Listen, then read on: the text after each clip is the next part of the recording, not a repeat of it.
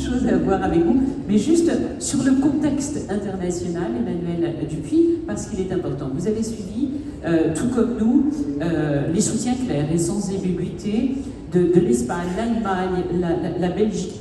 D'autres pays suivront. Comment on peut aller encore plus loin dans la clarté des positions des États européens?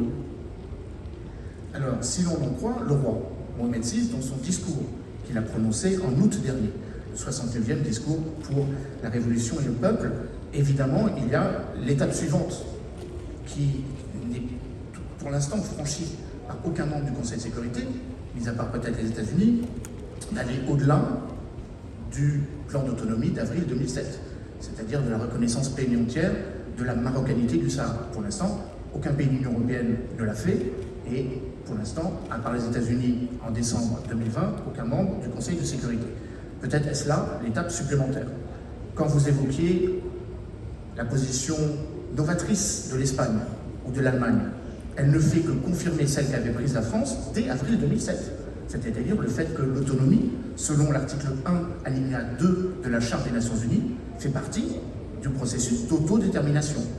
Donc, je retourne votre question. Là où certains voyaient une certaine forme d'attentisme par rapport à la position de la France, il faut constamment rappeler que la France a été pionnière, dans le sens que c'est la première à avoir pensé que c'était la solution idoine, la solution la plus pertinente. Maintenant, l'étape supplémentaire s'inscrit dans une logique où l'Union européenne et l'Union africaine doivent utiliser l'étage d'une fusée qui les amène indiscutablement à coopérer ensemble et de faire de Maroc cette capacité d'être la porte d'entrée vers sa coopération euro-africaine. Je crois que Ursula von der Leyen, quand elle a rencontré le Premier ministre Aziz Akhnouch, quelques jours avant le sommet Union européenne-Union africaine, l'a dit, l'Europe a désormais un grand projet, une grande stratégie, qui s'appelle Global Gateway, une sorte de route de la soie européenne, 300 milliards d'euros, dont 150 milliards pour l'Afrique, mais qui doit nécessiter des piliers solides, qui sont à la fois économiquement solides